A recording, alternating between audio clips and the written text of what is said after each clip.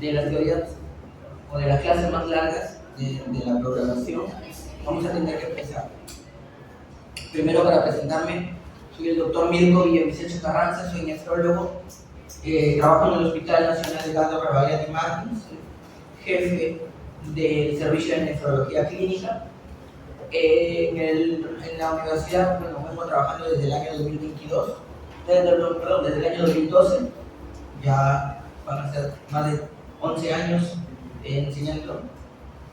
Bueno, ahora lo que vamos a hablar un poco va a ser sobre el tema de glomerulopatías secundarias, ¿ya? Como les había comentado, es un tema un poco largo, pero vamos a tratar de ir a los puntos que son principales.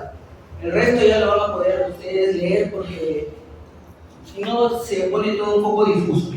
Si alguien tiene alguna pregunta durante mientras que voy desarrollando la teoría, levantan la mano sin ninguna duda y la conversamos. Si no, al final también hacemos preguntas y aclaramos algunos temas. Lo importante es que los temas queden algo claros. Entonces, ayer me imagino que ya hicieron la clase de glomerulopatías primarias, ¿no? Entonces, ayer cuando hablamos de glomerulopatía ya le comentaron que el daño obviamente es en el glomérulo. En el glomérulo se encuentra lo que son la parte, digamos, la unidad principal y funcional de lo que es la función del riñón, de la estructura renal. Y ayer hablamos de las glomerulopatías primarias, es decir, de ese daño que se produce en el glomérulo, pero es un daño directo, ¿no? Sin otras enfermedades. Ahora vamos a hablar de estas glomerulopatías que son generalmente enfermedades sistémicas, es decir, que no solo compromete al riñón o al glomérulo, sino que va a comprometer a otros órganos u otros tejidos, como vamos a comentar más adelante. Lo importante de todas estas glomerulopatías secundarias es que a pesar de que tienen diferentes formas o vías o mecanismos de injuria renal, la vía final común va a ser lo que es la glomerulopatía, ¿no? Y finalmente van a tener, cada enfermedad va a tener una forma de cómo va a dañar el riñón, con algunas características, pero al final cualquiera o cualesea va a terminar en una esclerosis del glomérulo, o lo que conocemos como una nefroesclerosis. Entonces no voy a insistir un poco en esto ya lo desarrollaron ayer en lo que es el glomérulo. Esta estructura, nunca se olviden, es la estructura principal del glomérulo, ¿no? Saben que la parte glomerular es donde se realiza lo que es la ultrafiltración, y la ultrafiltración depende de una estructura que se llama la membrana de ultrafiltración, que está formada por 3 capas. Cada una tiene sus características: el endotelio fenestrado, la membrana basal que tiene glucosaminoglicanos para la carga negativa, y finalmente los porocitos con los famosos interdigitaciones y las proteínas nefrinas, ¿no? Para darle selectividad de tamaño. Entonces tenemos selectividad de tamaño y selectividad de carga. ¿Y qué va a pasar? Que obviamente esta membrana va a impedir que los elementos que se encuentran en la sangre atraviesen la misma. Cuando hay un daño en la estructura de cualquiera de estos componentes de la membrana, es lo que se va a producir lo que es la glomerulopatía, y por lo tanto la fuga de algunas estructuras o unas soluciones que no deberían filtrarse. Entonces, cuando hablamos de filtración glomerular, hemos dicho de que se produce en lo que es la membrana de ultrafiltración. Está determinada por la selectividad de carga y tamaño que le da cada una de las capas. ¿Y cómo medimos la filtración glomerular? A través de la tasa de filtrado glomerular, ¿no? Lo que generalmente uno hace con lo que es la creatinina, y a través de sus diferentes formas podemos medir lo que es la tasa de filtrado glomerular. Entonces, pero la filtración glomerular va a depender de 2 componentes. Por un lado, algo que se denomina la permeabilidad selectiva, que no es otra cosa que yo tenga una membrana, esta membrana que comentamos, que sea íntegra, que tenga características sanas, es decir, que tenga una membrana de ultrafiltración sana. Es la primera. Y lo segundo es de la presión efectiva de filtración, es decir, de la diferencia de presiones que va a haber en los diferentes espacios, en la parte del capilar como en la parte del espacio de la cápsula de Bowman, como lo vamos a ver. Entonces, si yo tengo problemas o tengo una membrana de ultrafiltración dañada, va a caer la filtración glomerular. O si yo tengo problemas de presión, por ejemplo, para dar un ejemplo, cuando un paciente se hipotensa, hay problemas con la presión hidrostática, la tasa de filtración también disminuye y generalmente se produce una insuficiencia renal. Entonces, esto es lo que les mencionaba, ¿no? Acá tenemos la membrana de ultrafiltración, acá tenemos la sangre y acá tenemos el espacio de Bowman. Generalmente, esto tiene que estar íntegro y tiene que haber acá hay una diferencia de presiones, que son las mismas que ustedes lo estudiaron cuando hicieron semiología, la semiología del edema, y estudiaron cómo se produce lo que son las edemas, ¿no? La ley de Starling, es la presión hidrostática del capilar menos la presión oncótica que siempre actúa en contra del capilar, menos la presión hidrostática capsular. Generalmente, como acá no hay proteínas, no se considera cero lo que es la presión hidrostática capsular. Entonces, cuando se daña esta membrana de ultrafiltración, se va a producir la glomerulopatía. Y en cuanto a la parte clínica, se va a presentar como un síndrome nefrótico, que vamos a comentar que es un síndrome nefrítico, un síndrome con características nefróticas nefríticas, una proteinuria aislada o una hematuria aislada. Entonces, cuando hablamos de un síndrome nefrítico agudo, ¿no? Síndrome nefrítico, ¿no? En el síndrome nefrítico se caracteriza por tener estos 5 elementos. Uno de los elementos principales, o el elemento principal, que generalmente está en el 100% de los síndromes nefríticos, es la hematuria.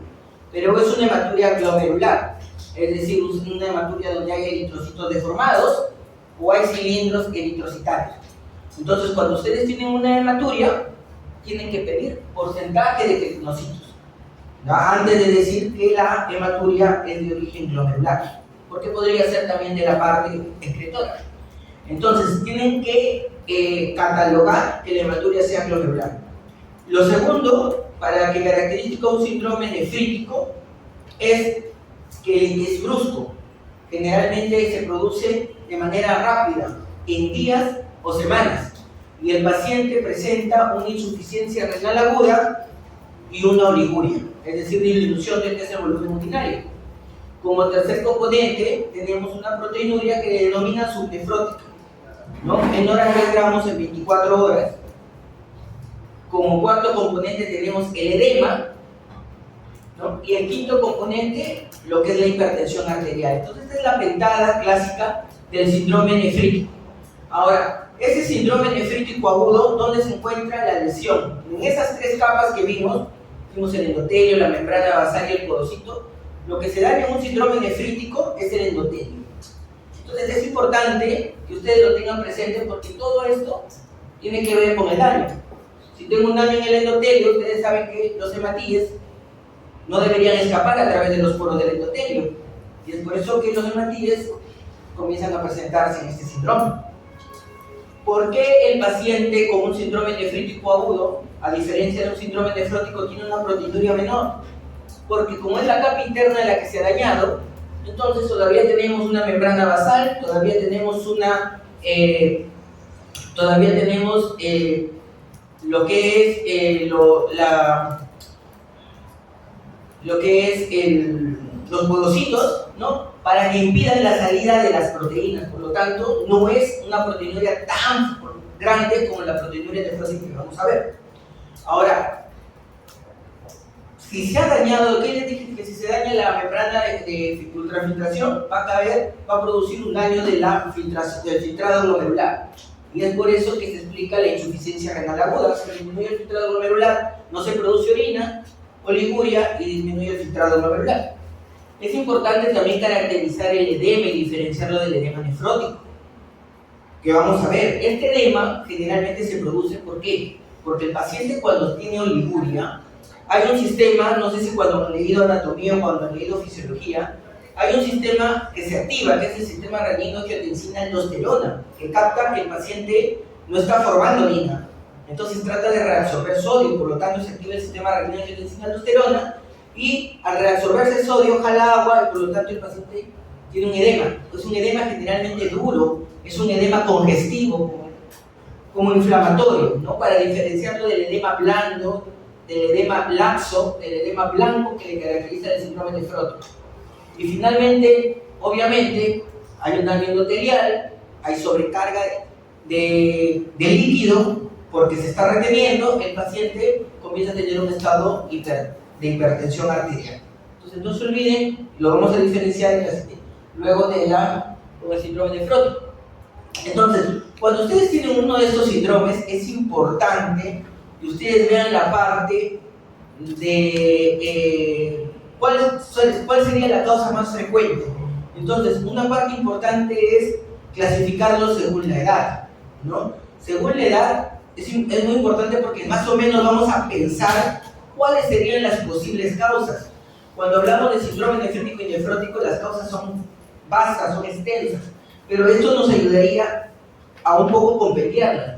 Cuando hablamos de menores de 15 años, de niños o de adolescentes, con un síndrome nefrítico, siempre hablamos a la cabeza lo que es la glomerulonefritis postestreptocócica, ¿no? Es importante, que caracteriza, ahora estamos hablando de mujeres, sobre todo adolescentes, ya ustedes saben lo que es la nefropatía lúpica, ¿no? El lupus comienza a parecer importante. También en jóvenes hay un tipo de vasculitis en adolescentes que se llama la púrpura de Henoch-Schönlein, que es una púrpura que tiene que ver una vasculitis de inmunoglobulina A, que es cutánea y que también es renal. Cuando ya entramos a una parte entre 15 y 40 años, persisten las glomerulonefritis, pero ya no las postestreptocócicas. Generalmente son infecciosas también, pero por ejemplo, por estafilococos, por corinebacterium, por algún tipo de otro virus, pero entonces cambia la etiología un poco. Comienza a destacar la glomerulopatía por IgA, y yo siempre he querido que es casi la prima hermana de la glomerulonefritis postinfecciosa, porque son bien parecidas, ¿ya? Pero eso se presenta más en jóvenes, ¿no? En 20 años, 22 años, 25 años, la IgA. Siguen las nefropatías lúpicas acá. Y cuando estamos hablando ya de pacientes adultos mayores de 40 años, comienzan a destacar las vasculitis. Ya las vasculitis comienzan a ser importantes. Otra clasificación que es importante, que a veces nos olvidamos, es solicitar complemento. El complemento es súper importante, o sea, no es tan importante como cuando ustedes le piden a sus pacientes, lo primero que se les ocurra, pues pídanle una ANA para descartar un ANCA para descartar vasculitis, y se olvidan de pedir el complemento. Si yo le solicito un complemento, puedo hacer una clasificación entre enfermedades que son muy parecidas. Por ejemplo, si yo tengo complemento bajo de C3, una hipocomplementemia, generalmente son las posinfecciosas. Las posinfecciosas van con consumo de complemento. Mientras que la enfermedad de inmunoglobulina A o la enfermedad de Berger, que es una de las más comunes que existen, generalmente el complemento es normal. Entonces, son bien parecidas como vamos a ver, pero la presencia o no de complemento, de consumo de complemento las va a diferenciar. También tenemos en el caso de lupus. El lupus, por ejemplo, es una enfermedad que se caracteriza por consumo de complementos, C3, C4 bajo. Sin embargo, en las vasculitis, que son también casi se comportan igual las vasculitis, cualquiera, la púrpura de Henoch-Schönlein, la Wegener, cualquiera, el complemento va a ser normal. Acá no hay consumo de complemento. Entonces, cuando ustedes tienen una duda de si es una vasculitis o un lupus, el complemento les va a ayudar.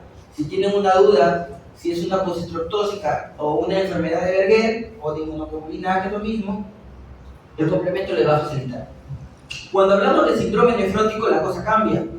Ya el daño glomerular pasa a otras capas más externas, membrana basal, porocito, y por lo tanto se van a asociar de otra pentada.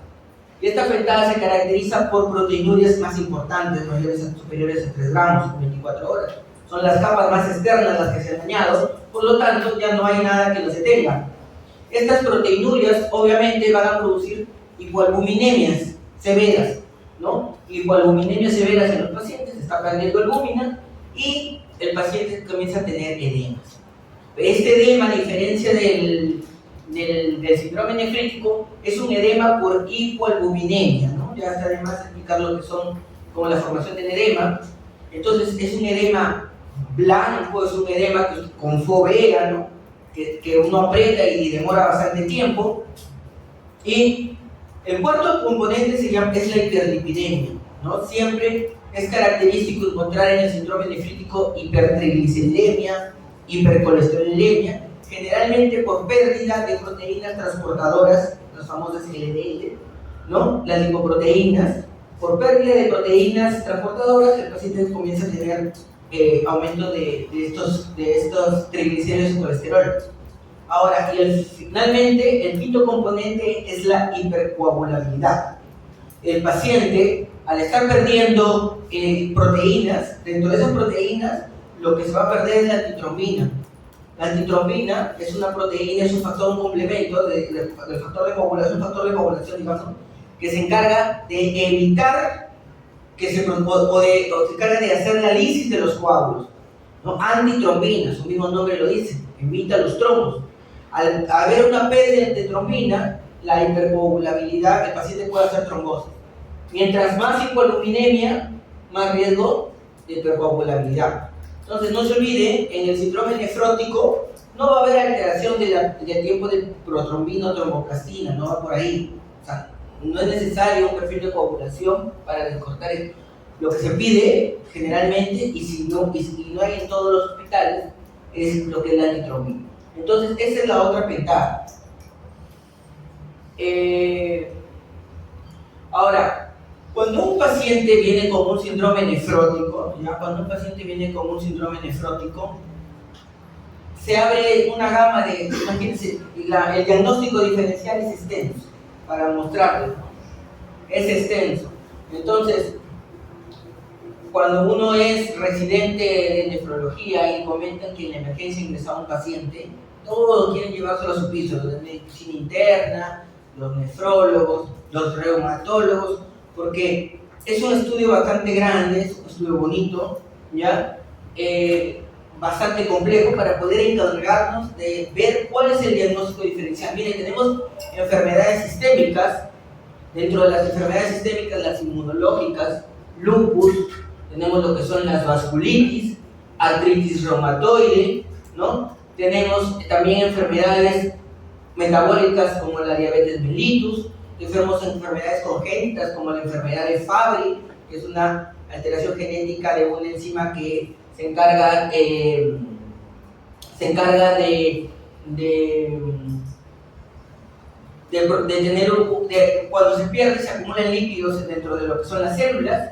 Tenemos enfermedades endocrinológicas como el hipotiroidismo, ¿no? La amiloidosis, que es la producción de una proteína anómala. Tenemos enfermedades infecciosas. Casi todas las enfermedades infecciosas pueden producir un síndrome nefrótico. Destacan la sífilis, la tuberculosis, estamos en un país de tuberculosis, en las virales, la hepatitis C, la hepatitis B, el VIH. Muchas veces hemos encontrado en nefrología, o sea, entrevistado pacientes con síndrome nefrótico y se han diagnosticado con VIH por primera vez a raíz de un síndrome nefrótico. Parásitos, toxoplasma, filariasis también puede producir lo que es síndrome nefrótico. Medicamentos, neoplasias, cánceres, ¿no? Cualquier tipo de cáncer de órgano sólido, linfomas, leucemias, hipertensión arterial, obesidad. La misma obesidad puede producir glomerulosclerosis focal segmentaria. Entonces, cuando nosotros, ayer que comentaron de las glomerulopatías primarias, les dijeron, me imagino, de que para poder decir que algo es primario tenemos que descartar que no es secundario. Entonces, esto es lo primero que se hace, todo ese estudio, ¿no? Es un estudio extenso, es un estudio caro. Generalmente cuando uno viene al seguro, ¿no? El seguro social, el salud donde yo trabajo, se le abre todo un protocolo que involucra todo. En el MINSA es totalmente diferente, ¿no? Porque en el MINSA los recursos son bastante limitados. Entonces es por eso que ahí comienzas tú a hacer un diagnóstico tal vez más fino, digamos entre comillas, porque tienes que ahorrar recursos, tienes que racionalizar. Entonces, obviamente, ahí entra bastante lo que es el diagnóstico por la edad, ¿no? Porque si tienes un paciente joven, no vas a estar pensando probablemente que pueda tener algún tipo de cáncer de colon, entonces ya no le vas a hacer una colonoscopía, un cáncer de estómago, digamos, ¿no? A diferencia de que tengas un paciente mayor de 60, 70 años, que es lo primero todavía que tienes que pensar. Entonces, ya no tienen que racionalizar los recursos de acuerdo a la edad del paciente o a los antecedentes que tenga. En la parte privada pasa igual, ¿eh? Porque es una enfermedad muy cara, entonces uno tiene que saber cómo racionalizar los recursos. Entonces, vamos a tocar algunas glomerulopatías secundarias, no las vamos a tocar todas, vamos a tocar las más frecuentes y vamos a ir por la más importante, la más frecuente, que es la nefropatía diabética. La nefropatía diabética es la glomerulopatía secundaria más frecuente a nivel mundial. Y no es otra cosa que un paciente diabético que comienza a perder albuminuria, ¿no? Que comienza a tener una albuminuria superior a 300 miligramos en 24 horas. Entonces, un paciente diabético en el que se le muestra una proteinuria, estamos hablando de una nefropatía diabética, siempre se asocia generalmente a retinopatía diabética, y ahí es importante para aquellos pacientes en los que no estamos tan seguros si la etiología de la diabetes, usar un fondo de ojo para encontrar retinopatía, daño en la retina por la diabetes, y siempre que hemos descartado otras causas que podrían producir el síndrome nefrótico, ¿ya? Entonces, esto es la nefropatía diabética. Está también por decirles que es la principal causa de enfermedad, no solo de síndrome nefrótico, sino de diálisis en el mundo, de los pacientes que necesitan terapia de sustitución renal. Existen dos tipos de diabetes, como ustedes saben. Lo importante de los diabéticos tipo 1, el 40% generalmente van a producir insuficiencia renal crónica en 15-20 años, mientras que de los diabéticos tipo 2, solo un 5 o un 10%. Sino que por la cantidad de pacientes diabéticos tipo 2 que tenemos, muy superior a los diabéticos tipo 1, aquí es donde se encuentra la mayor gran cantidad de pacientes con nefropatía diabética. Pero ¿por qué es tan importante la nefropatía diabética? Porque ya se ha visto que los pacientes que tienen nefropatía diabética tienen un riesgo de mortalidad. O sea, un diabético que pierde proteínas tiene una mortalidad de 1.5 veces a 4 veces más que un paciente que no lo tiene. Y ese aumento de la mortalidad incluso lo tiene en fases antes de llegar a diálisis. Entonces, hay muchos pacientes que ni siquiera van a llegar a diálisis, ¿ya? Porque se mueren en las fases previas. Entonces, la nefropatía diabética hemos dicho que va a estar de todos los pacientes diabéticos en ese porcentaje, un 20-40%, es la principal causa de enfermedad renal crónica. Casi 50% de los pacientes que están en diálisis tienen diabetes. Esto es importante, que te va a llevar a proteinuria, pero esta proteinuria es lo que te va a dar el riesgo de mortalidad cardiovascular que hemos mencionado. Entonces, la proteinuria es importante.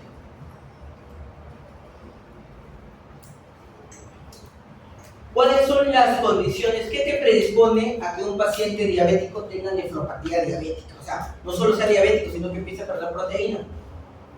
Si se le asocia a la hipertensión arterial, si es una diabetes mal controlada con hemoglobinas glicosiladas altas, si está asociado a un mal control metabólico como hipercolesterolemia, un paciente diabético que fuma, un síndrome metabólico, generalmente es un paciente que va a desarrollar proteinuria. ¿Y cuáles son los pacientes que van a progresar? Ya tengo mi nefropatía diabética. ¿Cuáles son los pacientes que van a progresar más rápido, insuficiencia renal crónica y por ende a diálisis? El principal factor de progresión es la proteinuria. Entonces, nunca se olvide, no pueden salir de nefrología no solo sin saber hallar la tasa de filtrado glomerular, sino sin saber cómo se halla la proteinuria. La proteinuria no solo te va a servir para diagnosticar si tiene el paciente diabético nefropatía diabética, sino es el que le va a dar la velocidad con la cual el paciente va a avanzar su enfermedad renal crónica. Yo siempre le digo a mis pacientes, cuando van al control de consultorio externo, que yo solo tengo dos clases de pacientes diabéticos, los que pierden proteínas y los que no. Los que pierden proteínas no van bien. Entonces, esto es importante. Otros factores de progresión, la hipertensión no controlada, los pacientes que están mal controlados su glucosa, si les asocian problemas de dislipidemia, y los pacientes que fuman. Fumar casi es la misma categoría de perder proteínas. Entonces, un paciente que no deja de fumar no va a ir bien por más que uno le dé la medicación que existe. ¿Por qué se produce la nefropatía diabética? Está relacionado a lo que es la hiperglicemia crónica.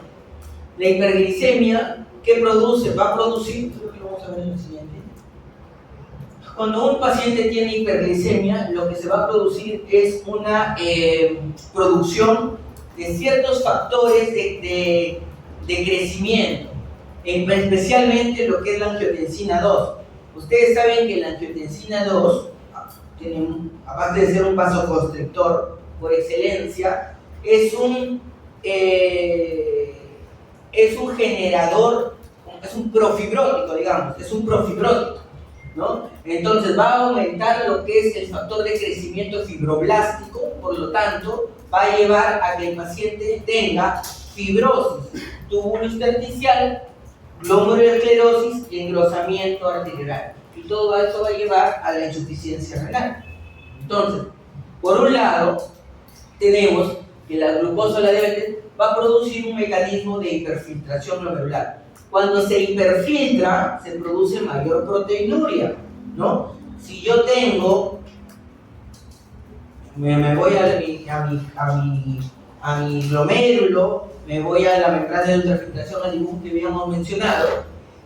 Si yo tengo mayor presión hidrostática, si yo tengo mayor presión, entonces voy a filtrar más.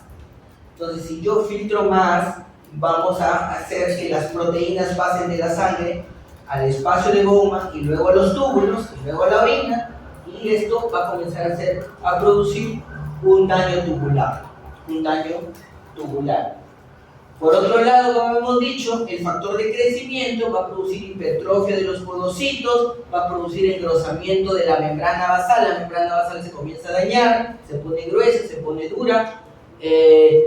Va a haber un daño endotelial de las células glomerulares, y todo eso va a producir daño de proteinuria. Cuando hablamos, dijimos, si hay problemas de filtración y si hay problemas de membrana, lo que se va a producir es una disminución de la tasa de filtrado glomerular. Es lo que ocurre en lo que es la diabetes. En cuanto a la patología renal, en la patología de la nefropatía diabética, lo que vamos a encontrar generalmente es un aumento del tamaño renal. Cuando ustedes han discutido en los diferentes áreas de nefrología, generalmente el paciente que hace una nefropatía o una enfermedad renal crónica cursa con riñones pequeños, ¿no? Y es una incluso de las características que diferencia un AQI de un RC. Sin embargo, hay que tener en cuenta que los pacientes diabéticos generalmente no tienen riñones pequeños, sino tienen riñones normales hasta más grandes. Y esto tiene que ver a una glomerulomegalia, ¿no? A una glomerulomegalia, producto de la resistencia a la insulina. Recuerden que los pacientes diabéticos tienen resistencia a la insulina, y la insulina es un factor de crecimiento. Entonces, no todos los pacientes con enfermedad renal crónica tienen riñones pequeños. Los diabéticos, que son la mayor cantidad, pueden escapar de eso. Generalmente, dentro de las características histológicas, los diabéticos tipo 1, y siempre lo mencionan en los libros, se van a caracterizar por tener los famosos nódulos de Kimmerer-Wilson, pero esto es patognomónico de lo que son los diabéticos tipo 1, no de los diabéticos tipo 2. En los diabéticos tipo 2 también va a haber una formación nodular, pero no son los Kimmerer-Wilson. En la microscopía electrónica lo que vamos a ver, hemos dicho, es daño de los podocitos, es daño de las células endoteliales, va a haber de todo tipo de lesiones vasculares. Entonces acá para poderlo ver mejor, es un glomérulo normal, hemos dicho que se engruesa la membrana basal, ya por ahí hay un deterioro de la membrana de ultrafiltración, va a haber una hipertrofia de las células mesangiales, ¿no? Y acá son los nódulos que se van formando, ¿no? No se ve muy bien, pero acá son los famosos nódulos de Quimestibulus. Entonces, esta nefropatía diabética, ¿cómo va evolucionando, ¿no? Hay algo que yo aprendí, ¿no? Que no es tan complicado, ¿no? Que no es tan difícil, pero en una nefropatía diabética generalmente cada 5 años pasa algo, ¿no? Cada 5 años pasa algo. Generalmente un paciente que tú le has diagnosticado nefropatía diabética, a los 5 años comienza a presentar microalbuminuria, a los 10 años, o sea, albuminuria menos de 300 miligramos, ahora lo vamos a ver. Pasados los 5 años más, es decir, a los 10 años ya comienza a presentar macroalbuminuria o una proteinuria per se. Pasado 5 años más, a los 15 años va a comenzar a presentar ya una enfermedad renal crónica, y pasados los 20 años probablemente el paciente ya necesite hacer alguna diálisis. Entonces, cada 5 años, micro, macro, enfermedad renal crónica y enfermedad renal en diálisis. Por lo tanto, generalmente para que un paciente diabético llegue a la emergencia con síntomas de urea, con una creatinina, ya que indican que el paciente tiene una enfermedad renal terminal o en estadio 5, tienen que haber pasado alrededor de casi 15 a 20 años, ¿ya? Pero eso, digamos, es como para... ¿sí? ¿Alguna pregunta, no? ¿Cómo? Ah, ¿qué tal es? Esta es la buena. No sé, hace calor.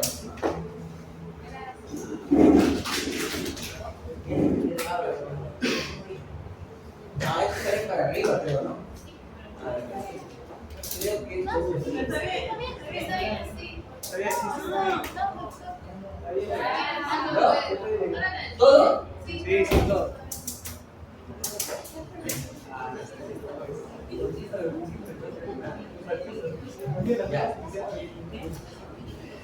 Entonces, bueno,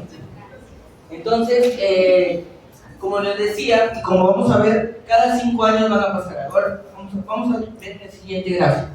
Entonces, pasados 5 años vamos a tener una microalbuminuria. Pasados 10 años ya vamos a poder tener una proteinuria o macroalbuminuria. 15 años una enfermedad renal crónica, y pasados 20 años ya el paciente está llegando a la diálisis. ¿Por qué es importante este dibujo con estas flechas que se van engrosando? Porque conforme va pasando el tiempo, va apareciendo la microalbuminuria, estas flechitas van a indicar el riesgo de muerte. Mientras más gruesas, el riesgo de muerte va a ser mayor. Entonces, desde que el paciente ya presenta microalbuminuria, el paciente tiene un aumento del riesgo de la mortalidad. Mientras más proteinuria ya sea la clínica, va a aumentar. Si el paciente ya presenta insuficiencia renal crónica, ya aumenta un 20% lo que es el riesgo de la mortalidad. Entonces, es importante al paciente diabético tratar de mantenerlo en este estado. Entonces, cuando nosotros hablamos de microalbuminuria, o lo que ustedes le llaman, o lo que ahora le llaman A2, así le llaman, A2, ¿no? Estamos hablando de, va a haber diferencias entre lo que es la diabética tipo 1 y la diabetes tipo 2, ¿no? Cuando yo les hablaba de este cuadro cada 5, 10, 15, 20 años, que generalmente a los 20 años el paciente llega a diálisis, generalmente estamos describiendo lo que está pasando en la diabetes tipo 1. ¿Por qué? Porque recuerden que los diabéticos tipo 1, cuando uno lo diagnostica de diabetes, es su primer día de diabetes.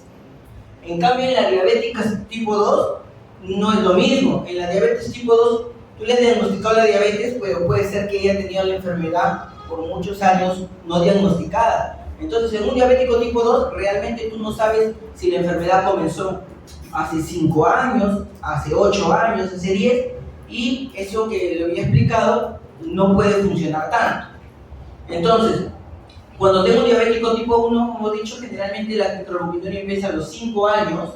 Sin embargo, en el diabético tipo 2, como puede ser que ya tenía la diabetes hace mucho tiempo, ya podemos presentar microalbuminuria en el momento del diagnóstico. Entonces, ojo, paciente diabético tipo 2 diagnosticado, tiene que hacerse el estudio de proteinuria desde el inicio. Paciente diabético tipo 1, esperar 5 años para recién hacer el estudio de proteinuria, ¿ya? Pero como nuestro gran grupo se encuentra aquí, entonces a todo diabético tipo 2 desde el inicio tenemos que hacer un estudio de proteinuria. 20% de los pacientes diabéticos tipo 2 van a progresar a lo que es la enfermedad renal crónica. No se olviden esto, que la microalbuminuria es un factor de riesgo cardiovascular y muerte, y a los 5 años generalmente van a pasar a la fase A3 o la fase de macroalbuminuria o proteinuria clínica, que se caracteriza cuando la proteinuria es mayor de 300 miligramos al día, ¿no? Generalmente yo les había comentado de que está asociado a la retinopatía diabética. Casi en el 90% de los diabéticos tipo 1 y 60% de los diabéticos tipo 2. Es importante saber que una vez que un paciente tiene una proteinuria mayor de 500 miligramos, entonces lo más probable es que ya no hay punto de retorno hacia atrás. Porque los pacientes, si uno no los trata, no los controla, por evolución natural, van a ir a presentar insuficiencia renal crónica. Entonces, esto es lo que yo les había comentado, diabético tipo 1, tienes que hacerle a los 5 años el diagnóstico de proteinuria para saber si tiene nefropatía diabética, y todos los años el paciente tipo 2 desde el diagnóstico. ¿Y cómo medimos o cómo sabemos si el paciente tiene proteinuria o albuminuria? Ya ustedes saben la más frecuente, que es la orina de 24 horas, ¿no? Eso no lo tengo que comentar. Sin embargo, cada vez asistimos a pacientes mayores, más ancianos, con problemas de memoria, con problemas de incontinencia. Entonces, para ellos, tú le dices que tienes que juntar una orina en 24 horas y no lo recolectan bien. Entonces, no lo recolectan bien, y cuando no recolectas bien una orina de 24 horas, ¿no?, te encuentras con pacientes que vienen con resultados falsos, y es peor para el paciente, ¿no?, porque va a dar un resultado falso. Entonces, para esos pacientes, ¿qué es lo que se hace? Lo mejor es hacer en una muestra aislada, la misma muestra que ustedes dejan para hacer su examen de orina, simple, le piden albúmina y le piden creatinina, y van a hacer una tasa, albúmina, creatinina, por eso se llama una muestra aislada de la tasa albúmina-creatinina urinaria. Entonces piden albúmina, creatinina en esta orina, se hace una división y se clasifica según esto, ¿no? Lo que sí hay un valor para varones y hay un valor para mujeres, tienen que tener en cuenta, ¿ya? Y generalmente consideramos microalbuminuria si es de 20 a 200 y macroalbuminuria si es más de 200. Esto es miligramos gramos, esto es miligramos días, ¿ya? Porque es una tasa. Y es importante que sepan esto, que es miligramos gramos, porque no siempre, cuando hacen la división, a veces le presentan miligramos y abajo también miligramos, entonces confunde un poco. Tienen que transformarlo en miligramos gramos. Hay factores que pueden hacer que la proteinuria se altere, o sea, que exista proteinuria, pero no es real. Por ejemplo, cuando un paciente tiene una infección urinaria, si tú le haces una proteinuria, la vas a encontrar positiva en ese momento. Si un paciente tiene fiebre, va a tener proteinuria. Si un paciente hace ejercicio, ¿no?, hace una carrera, o se viene a hacer gimnasio, le vas a encontrar que el paciente puede tener proteínas en la orina. Entonces tienes que descartar flujo vaginal, crisis hipertensiva, insuficiencia cardíaca, esas causas para poder valorar. Generalmente ninguna de estas causas te da más de 1 gramo de proteínas. O sea, ya si tienes más de 1000 miligramos de proteínas, lo más probable es que ya sea algo significativo. Por eso, más de 1 gramo le llaman proteinuria ya significativa, ¿no? ¿Cuál es el tratamiento de la nefropatía diabética? Simplemente controlar lo que son los factores de progresión, controlar la glucosa, la presión arterial. Acá vamos a verlo. Entonces, ¿cuáles son las recomendaciones? Mantener una hemoglobina glicosilada menos de 7. Un óptimo control de presión arterial puede evitar que el paciente diabético desarrolle proteínas.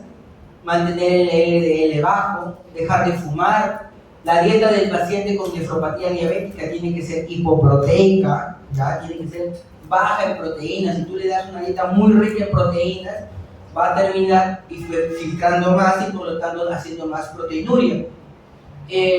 La reducción de peso, la actividad física, etc. Entonces, y es muy importante lo que son el uso de medicamentos antiproteinúricos. Los antiproteinúricos por excelencia son los YECAS y los ARA2, ¿no? Los mismos que utilizamos como antihipertensivos, los inhibidores de la enzima convertidores de angiotensina o los antagonistas de los receptores de angiotensina 2, son antiproteinúricos, ¿ya?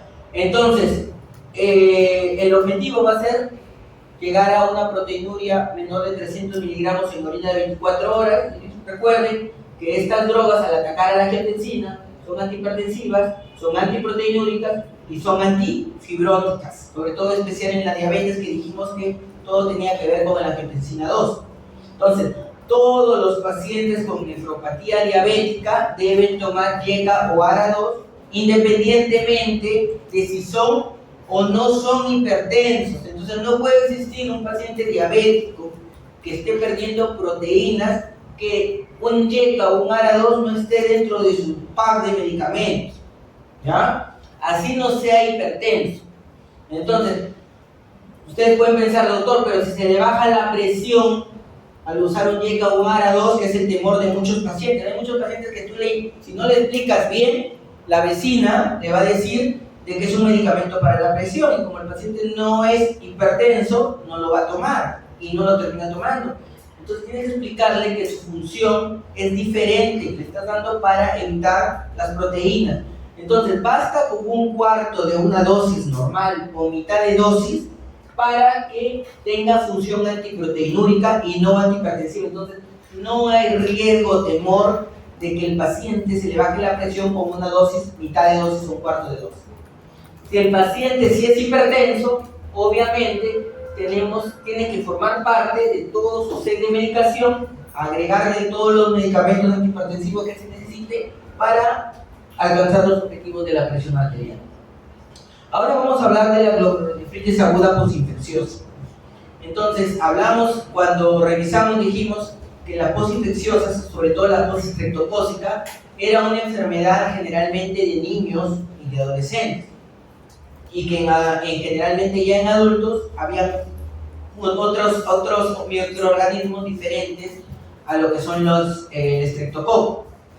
Entonces, la glomerulonefritis aguda se caracteriza por el depósito de complejos inmunes, ¿ya? Entonces, este microorganismo o esta bacteria o este virus, ¿no?, va a desarrollar un antígeno, y este antígeno va a producir una producción de anticuerpos que finalmente se van a juntar con el antígeno y van a ir circulando por la sangre hasta que llegan al glomérulo y deciden quedarse en el glomérulo. Sobre todo, hemos dicho, en el endotelio.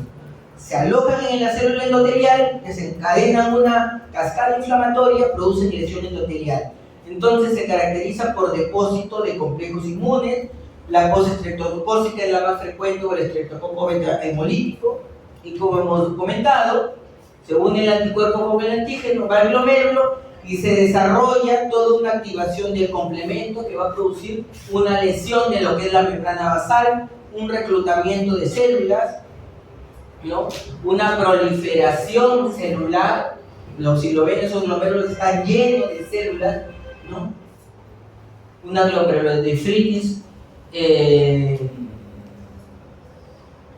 hipercelular, digamos, y esta proliferación e infiltración celular es lo que va a producir la glomerulonefritis proliferativa, como se le llama, y va a producir el daño glomerular, daño endotelial. Por lo tanto, se produce hematuria y se produce proteinuria no nefrótica. Se produce disminución de la tasa de filtrado glomerular, oliguria, y eso va a producir activación del sistema renina-angiotensina, hipertensión arterial, síndrome nefrítico, ¿no? Todo lo que hemos comentado, síndrome nefrítico, hematuria, proteinuria, oliguria, edema. elevación de la urea y la creatinina y hipertensión arterial. Entonces, este síndrome postestreptocócico hemos dicho que generalmente se da en niños. El pico es entre 6 y 8 años. Y la forma de presentación principal va a ser en el 75% de los casos como un síndrome nefrítico. En algunos pocos casos, en otros casos se puede producir como hematuria, solo como hematuria simple, y aquí tenemos el 95% de los casos. Es raro que el paciente se produzca un síndrome nefrótico, es decir, una proteinuria grande, o que se produzca una glomerulonefritis rápidamente progresiva. Entonces, generalmente es síndrome nefrítico. ¿Qué es lo importante? Que tiene que haber un antecedente de una infección estreptocócica. Las infecciones estreptocócicas más importantes son la faringitis o las infecciones cutáneas, pero generalmente tiene que haber un periodo,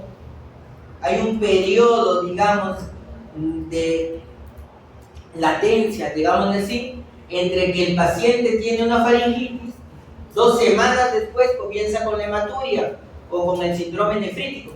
Entonces es importante que cuando ustedes hagan sus antecedentes, cuando ustedes hagan su historia clínica, le pregunten al paciente: hace 2 semanas, hace 3 semanas, estuvo mal de la garganta, le dio fiebre, tenía dolor para pasar los alimentos, no lo revisan, tenía lesiones cutáneas, lesiones impetigoformes, le llaman, cuando son medias así, tipo miel, ¿no? Entonces, y estaban ligadas, es estacional, está ligado al invierno por la presencia de las infecciones.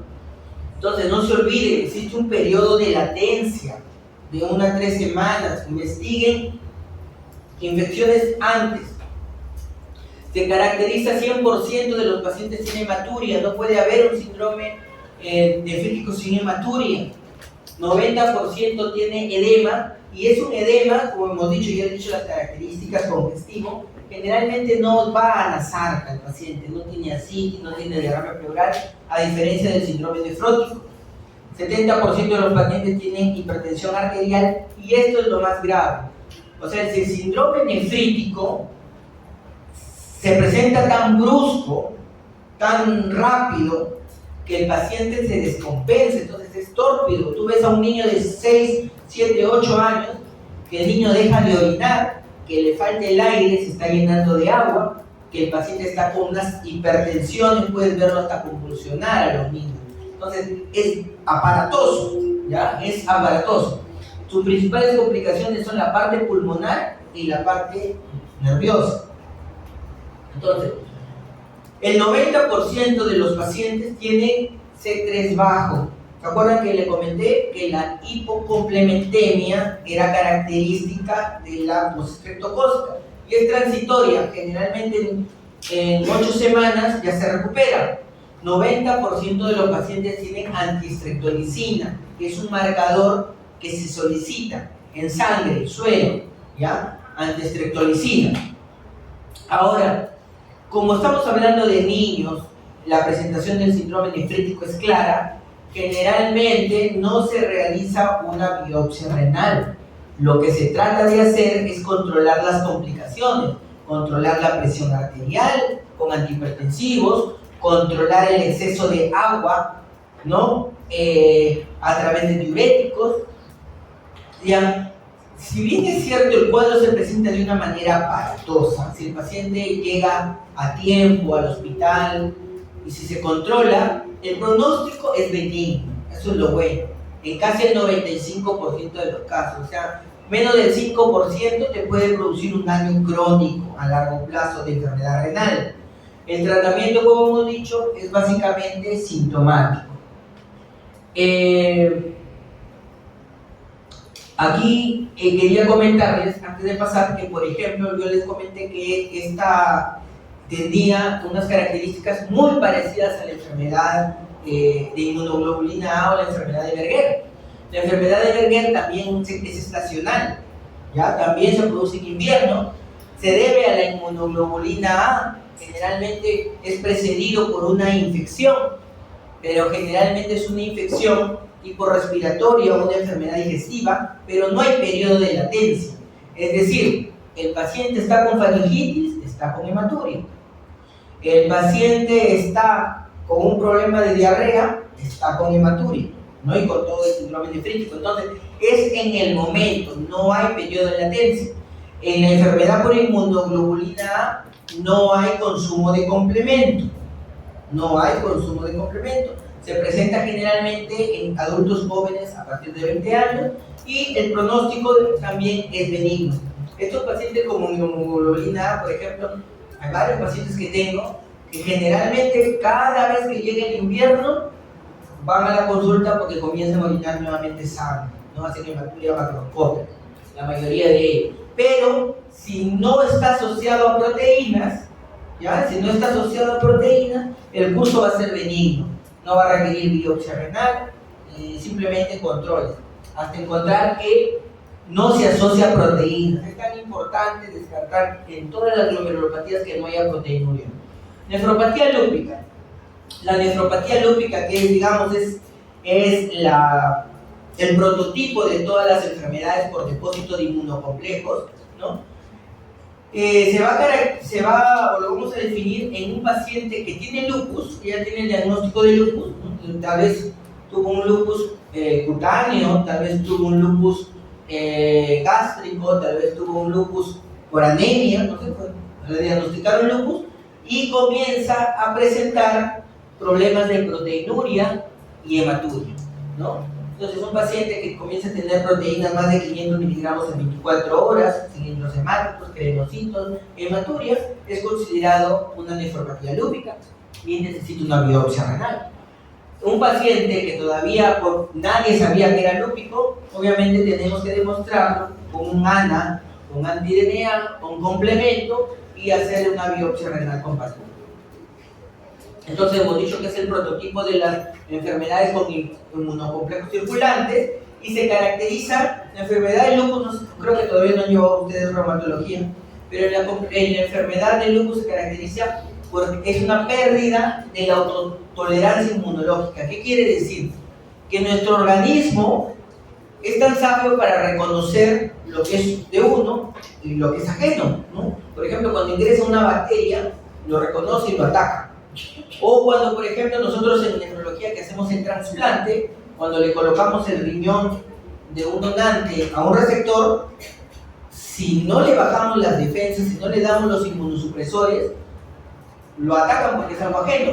Entonces, en esta enfermedad, el propio organismo no reconoce lo que es suyo y lo comienza a atacar, cualquier órgano. Puede ser un solo órgano, como el riñón, pueden ser varios órganos. Entonces, hay una hiperactividad de las células B, de las células T, las células que están dañadas no se depuran, ¿no? Y va a haber, como hemos dicho, una producción de inmunocomplejos que van a alterar cualquier tipo, una hiperactividad de las células T y se va a dañar cualquier tipo de los sistemas o de los órganos. En el caso de la nefropatía vienen los complejos inmunes y se localizan generalmente en la membrana basal, ¿no? Puede localizarse en cualquier estructura de la membrana de ultrafiltración, ¿ah? En el endotelio, en la membrana basal, en los podocitos, y finalmente la parte clínica va a responder de acuerdo a dónde se ha producido la activación del complemento. Entonces, un paciente con nefropatía lúpica, ¿no? Que ya tiene el diagnóstico o la sospecha, tiene que hacerse una biopsia renal de todas maneras. ¿Qué nos va a ayudar la biopsia renal?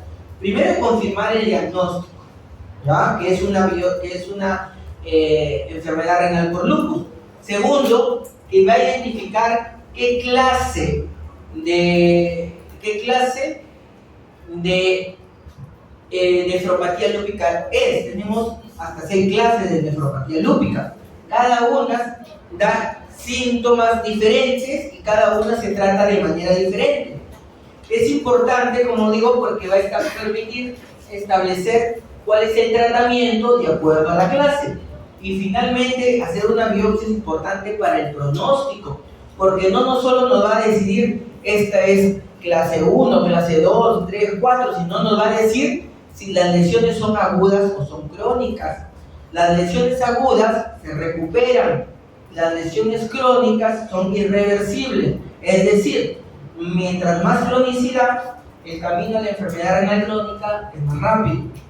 Entonces, comentamos de que teníamos 6 clases de nefropatía lúpica, ¿no? La última clase es la esclerosis, que es la vía final de todo.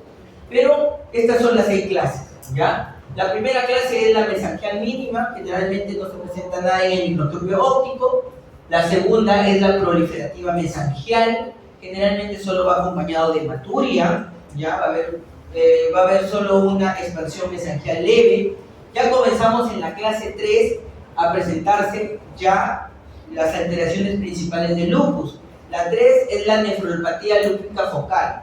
Su nombre es focal porque menos del 50% de los glomérulos están afectados, ¿ya? Están afectados con lesiones tanto dentro del capilar como fuera del capilar.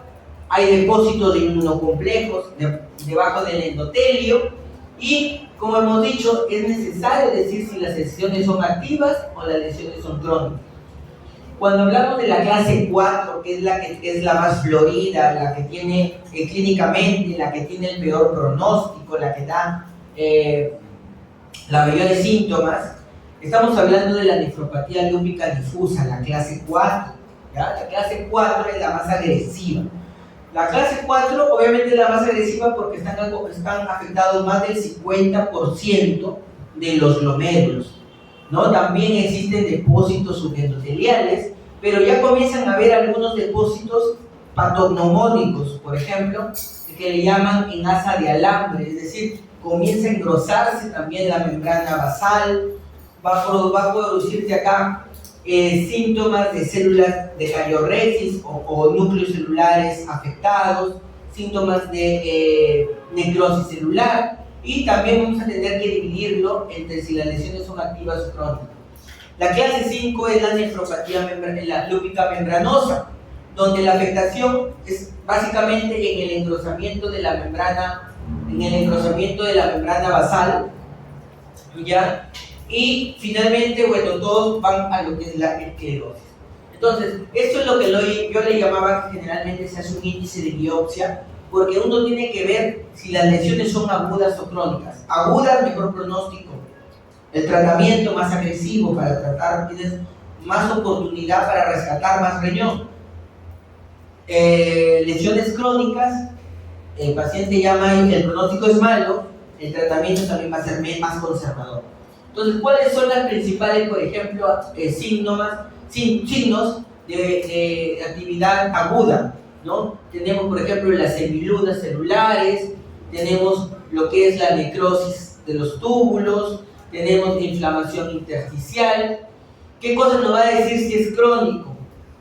La glomerulosclerosis, la atrofia tubular, la fibrosis intersticial. Es decir, cuando ustedes reciben una biopsia renal, comienzan a hablar de cómo están los glomérulos, pero más abajo te dicen cuántos de esos glomérulos están esclerosados, cuántas cruces de atrofia tubular tienes, cuántas cruces de fibrosis intersticial, y de acuerdo a eso haces tu índice de biopsia. Entonces, la glomerulopatía 4, hemos dicho, la 4, la difusa, es la más agresiva, sobre todo cuando comienza a presentar una proliferación extracapilar. Es decir, generalmente ustedes, si recuerdan, cuando le explicaron cómo se formaban la parte glomerular, la cápsula de Bowman, les dijeron que la cápsula de Bowman estaba formado por un epitelio que se había hecho plano, ¿no? Se había hecho plano, pavimentoso, y que luego ese epitelio, al estar en contacto con las células endoteliales, se había transformado, se había especializado en unas células especiales llamadas podocitos, ¿no? Todo eso es epitelio especializado. Entonces, el espacio de Bowman, estas células epiteliales comienzan a proliferar indefinidamente y abarcan todo el espacio de Bowman, lo cierran. Entonces ya no hay posibilidad de producir ese juego de presiones, ya no hay dos espacios, porque se comienza a ver, como vemos aquí, esta semiluna comienza a cerrar el espacio de Bowman, no hay donde hacer lo que es la ultrafiltración. Entonces, eso lo vamos a ver en el microscopio óptico. tiene cantidad de células, proliferación de células, que acá se ve lo que es la proliferación extracapilar. Pero lo importante de cómo se llama de la microscopía es que existe un tipo de microscopía que le llamamos inmunofluorescencia, es decir, lo hacemos reaccionar a diferentes tipos de inmunoglobulinas o complementos. Y el lupus es una enfermedad que te produce algo que nosotros le llamamos full house, te consume todos los complementos y por lo tanto se activa con luz todos los complementos. Entonces, esta inmunofluorescencia positiva para C1, para C3, para IG, para kappa, para lambda, para todo lo que puede ser positivo, se llama full house y es característico de lo que es el lupus. Entonces, cuando hablamos de las manifestaciones clínicas, en la 1 y la 2 es muy incipiente. No hay alteración de la función renal, es decir, va a ser algo benigno, este lupus. Cuando hablamos de la clase 3, ya estamos hablando de que el paciente va a presentar proteinurias, pero no llegan a tener un síndrome nefrótico, menos del 20%. Y la clase focal, por suerte, no da insuficiencia renal, menos del 50% de los glomérulos afectados. En la clase 4 ya tenemos que el 60 al 90% va a presentar síndromes nefróticos, es decir, proteinurias gruesas, ¿ya? Va a estar asociado en 50-60% de los casos a insuficiencia renal. Entonces la clase 4 es la clase más fuerte. En la clase 5, también, como es un engrosamiento de la membrana, se va a producir un síndrome nefrótico y en muchas cosas asociadas a microhematuria, por lo tanto muchas veces se llama el síndrome nefrótico nefrítico. Aquí para comentarles rápidamente, vamos a ir a lo que es la focal. Como hemos dicho, es una proteinuria no nefrótica, muy raro que haya síndrome nefrótico, muy raro que haya aumento de la creatinina, pero sí puede evolucionar a la clase 4. En la clase 4 ya hemos dicho que es donde aparece síndrome nefrótico, insuficiencia renal, hipocomplementemia, anti-DNA, evolución de insuficiencia renal. Puede aparecer rápidamente, puede presentarse como rápidamente progresiva con semiluna. La nefropatía lúpica membranosa, síndrome nefrótico. Pero ¿qué es lo importante de aquí que quería este cuadro? ¿Por qué era importante? Porque la glomerulopatía membranosa tiene escasa actividad inmunológica. ¿Qué quiere decir eso? Que tú puedes ser que cuando le pidas un anti-DNA lo encuentres negativo, lo encuentres normal, ¿no? Cuando nosotros decimos, este paciente con lupus tiene ANA positivo, vamos a pedirle ANA y complemento para ver si tiene actividad. Si tiene el anti-DNA positivo y complemento bajo, tiene positividad. Sin embargo, la membranosa escapa a ese criterio, ¿no? Entonces, ya hemos tenido varios pacientes que pueden ser que tengan un anti-DNA negativo o no complemento, pero generalmente al final son lupus, pero de tipo membranoso. Entonces, ¿cuál es el tratamiento para estos pacientes? Bueno, en la clase 1 y en la clase 2 generalmente solo se da antiproteinúricos, un tratamiento conservador, pero la clase 3 y la clase 4, ya donde vamos a ir, sí necesita tratamiento con inmunosupresores, ¿ya? Y generalmente hay dos tipos de terapia, la terapia de inducción o terapia agresiva y la terapia de mantenimiento. La terapia de inducción, que generalmente dura 3 meses, tiene el objetivo de disminuir rápidamente la inflamación renal, ¿ya? A través de un tratamiento intensivo. Generalmente dura 3 meses, para luego pasar a lo que es la fase de mantenimiento, que ya va a durar alrededor de 2 años probablemente, y la idea de usar esta terapia de mantenimiento es bajar la dosis de inmunosupresores, ¿no? Acá estamos siendo agresivos, pero si seguimos siendo agresivos con los inmunosupresores, al paciente le va a entrar cualquier tipo de infección. Entonces, para controlarlo, bajamos un poco los inmunosupresores a dosis menores. Muchas veces, el hecho de que no hayamos logrado una revisión completa de la proteinuria no significa de que ya no podemos pasar a la siguiente fase o de que no vamos a tener éxito. A veces la remisión se puede presentar durante la fase de mantenimiento, ¿ya? Entonces uno tiene que seguirlo. Entonces existen diferentes tipos de inmunosupresores. No me voy a detener a esto porque sería mucha información. Entonces lo importante es saber que está basada en corticoides, ¿ya? Corticoides puede ser micofenolato, ciclofosfamida, son medicamentos que tienen grandes efectos adversos.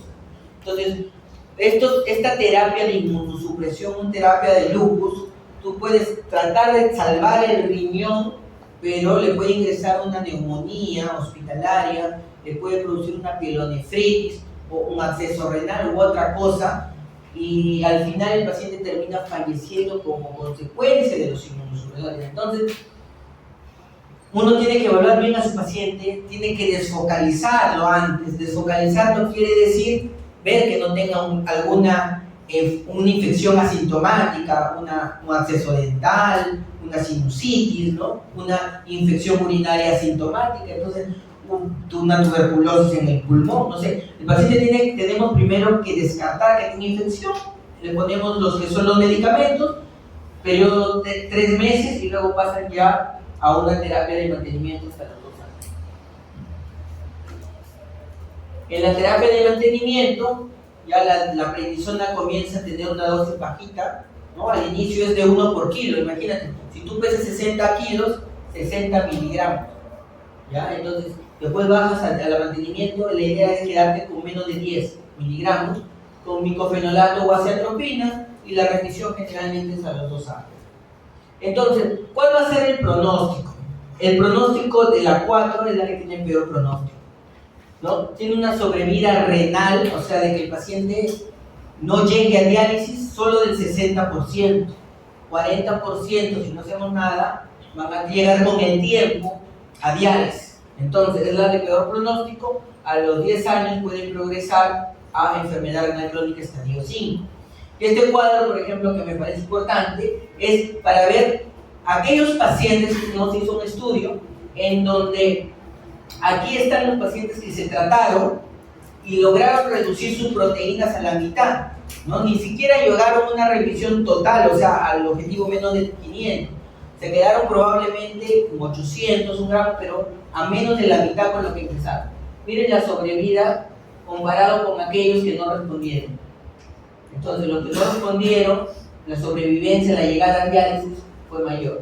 Entonces, es importante a estos pacientes rápidamente iniciarles un tratamiento de inmunosupresores, pero obviamente bien desfocalizado. La vasculitis, que es la prima hermana del lupus, también es una enfermedad de complejos, también es una enfermedad inmunológica, ¿ya? Pero, como su mismo nombre lo dice, va a ser una enfermedad que se va a producir en lo que son los vasos sanguíneos, y por lo tanto existen diferentes tipos de vasculitis, de grandes vasos, de medianos vasos. Nosotros nos vamos a dedicar a los de pequeños vasos porque son los que producen lo que es la glomerulonefritis. Entonces, cuando nosotros hablamos de pequeños vasos, aquí están las 3 glomerulonefritis principales.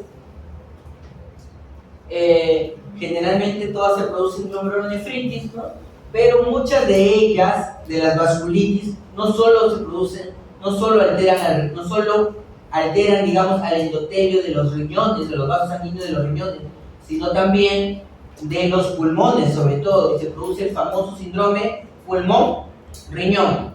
Pulmón-riñón. También puede haber alteración de la parte de la piel, de la parte de la oftálmica, ¿no?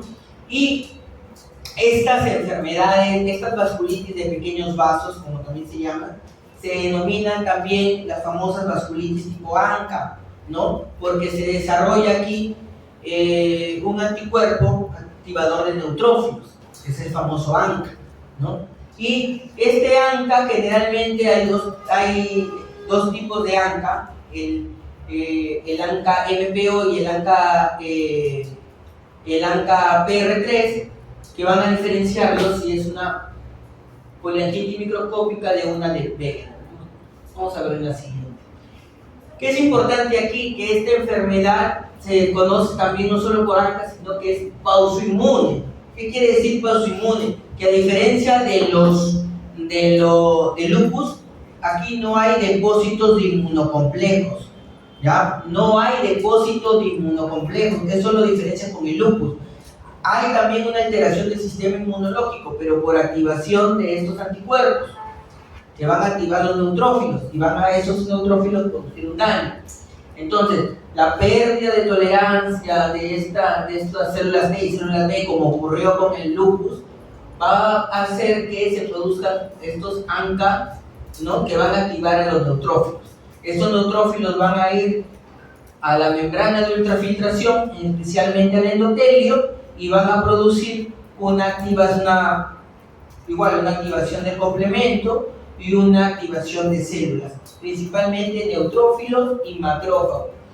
Estos neutrófilos y macrófagos finalmente van a producir unas células agrandadas que se llaman granulomatosas y van a tener tendencia a sangrado. Por lo tanto, se llaman muchas veces estas vasculitis, son conocidas en el microscopio óptico, que producen una glomerulonefritis necrotizante.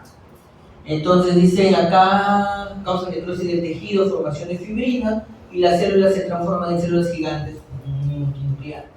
Entonces, estas vasculitis asociadas a ANCA, ya les hemos dicho, no tienen depósitos inmunes, es diferente en ese caso, está asociado a dos tipos de ANCA, el MPO o el ANCA-PR3.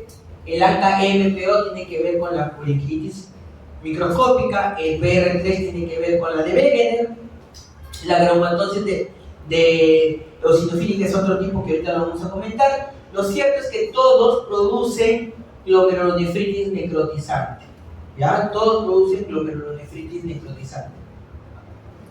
Ahora, la colingitis microscópica, generalmente se puede presentar como un síndrome pulmón-riñón o solo afectando al riñón, ¿no? Como una glomerulonefritis rápidamente progresiva. Entonces, o te produce hemoptisis y hematuria, ¿no? El paciente tiene hemoptisis y hematuria, o el paciente tiene hematuria y una elevación de la creatinina progresiva, es decir, es bastante tórpida también. Hay dos picos de edad donde se presenta la colingitis. Generalmente es una enfermedad de adultos por encima de 50, 60 años, ¿ya? Pero también hay un pico entre 20 y 30 años en adultos jóvenes, ¿ya? Pero vasculitis generalmente mayores de 50, 60 años. Lupus un poco más jóvenes, ¿no? Adolescentes, adultos jóvenes, pero puede variar. Generalmente las vasculitis van con proteinuria subnefrótica, es decir, tienen un componente de hematuria más una proteinuria que no alcanza a valores de un síndrome nefrótico. En el pulmón se produce hemoptisis, muchas veces se produce hemorragia alveolar, un paciente comienza a tener dificultad respiratoria, tú le tomas una placa, parece que estuviese congestionado, pero en realidad le tomas una hemoglobina y está con anemia, porque está con un sangrado alveolar. Tú le pones un fibrobroncoscopio y puedes ver la salida de sangre. Entonces, son positivos la MPA, la colingitis, ANCA-MPO, patrón perinuclear, ¿no? Y la biopsia renal generalmente va a producir, como hemos dicho, una glomerulonefritis necrotizante, inmunonegativa porque no hay depósitos de complejos inmunes, y va a haber semilunas en la mayoría de casos, ¿no? Esas son las mismas semilunas que yo les comenté en el otro, que se vean acá, por ejemplo, que están rodeando las semilunas, y la gran proliferación, ¿no? Proliferación de neutrófilos y macrófagos que va a haber. Aquí también se ve ver la gran cantidad de la proliferación, ¿no? Esto es alrededor de los túbulos, no solo es alrededor del glomérulo, sino peritubular, y acá se ve ya, ven el anillo acá, ¿no? Que ya está produciendo una semiluna. Eso es lo que le comentaba, ¿no? Si uno lo ve acá, uno dice está congestionado el paciente, el pulmón, pero en realidad no le pone fibrobroncoscopio y lo más probable es que encuentre sangre. A veces es difícil diferenciarlo uno de otro, porque el paciente entra, hace una insuficiencia renal aguda, no orina, se congestiona, no sabe si es sangre, no sabe si es agua. La de Wegener, la granulomatosis de Wegener, que está asociado a ANCA-PR3, al trastorno citoplasmático, generalmente es una enfermedad que, a diferencia de la anterior era como más renal acompañado de pulmón. En este caso, generalmente tiene que ver más con la vía respiratoria y asociado al riñón, ¿ya? Entonces, generalmente siempre hay un compromiso de la vía respiratoria, o sea, siempre hay hemoptisis, generalmente. El paciente tiene fiebre, tiene rinorrea, tiene poliartralgia, ¿no? Y va acompañado de afectación renal, igualito, proteinuria no nefrótica y hematuria. La biopsia renal es idéntica a esta, a la otra vasculitis, o sea, por ahí no la podemos diferenciar. Lo único que lo diferenciamos es por el ANCA y por la forma de presentación. Y finalmente el síndrome de Chor-Strauss. El síndrome de Chor-Strauss se caracteriza generalmente es un pulmonar, mire. En los riñones solo afecta un 30%, o sea, es más una inflamación que tiene que ver con una producción de eosinófilos, por eso está asociado a pacientes con asma y con eosinofilia, ¿ya? Entonces y se produce generalmente un pulmón, también un pulmón riñón, pero más es pulmonar que renal. El tratamiento de estas vasculitis es similar al tratamiento de lupus, una fase de inducción de 3 meses, una fase de mantenimiento de 2 años, generalmente requieren de pulsos de metilprednisolona. ¿Por qué le llamamos pulsos de metilprednisolona? Pulsos, dosis enormes, ¿no? Generalmente son dosis de hasta 15 miligramos por kilogramo de peso, o sea, son una dosis bastante alta de micofenolato. Muchas veces cuando está acompañado de síndrome de pulmón-riñón, al paciente incluso tenemos que hacerle plasmaféresis para quitarle, aféresis del plasma, ¿no? Plasmaféresis para quitarle los anticuerpos. Lo bueno es que si lo tratamos bien, hasta el 80% de los pacientes muestran remisión. En casos severos hay que hacerle plasmaféresis o el uso de rituximab. Y para finalizar vamos a hablar simplemente un poco de lo que es amiloidosis renal. Ya para terminar, la amiloide no es otra cosa que una proteína anómala, no es una sustancia que está formada por una proteína anómala, no es una proteína normal, es una proteína fibrilar metaplegada. Entonces, esta proteína anómala forma una sustancia que va, digamos, inundando o reemplazando a la matriz en donde se encuentran las células principales renales, ¿no? Ya sea en el glomérulo, a nivel del intersticio, a nivel peritubular, pero se comienza a llenar de esta proteína fibrilar. Cuando hablamos de la amiloidosis, hay 2 tipos de causas de la amiloidosis. La amiloidosis primaria o AL o la amiloidosis secundaria o AA. La amiloidosis primaria o AL, como su mismo nombre es, generalmente se debe a un depósito de cadenas ligeras o depósitos de cadenas lambda, por eso se llama AL. O sea, son proteínas anómalas las que se están produciendo. Acá dice exceso de proteínas o inmunoglobulinas de cadena ligera. Generalmente está asociado a problemas o discrasias de células sanguíneas, como por ejemplo el mieloma, ¿no? El mieloma múltiple, que es como un cáncer óseo, ¿no? Es un cáncer óseo, va a producir esta cantidad de células plasmáticas que van a producir esta amiloide. Va a inundar lo que es el glomérulo y lo va a alterar en su función.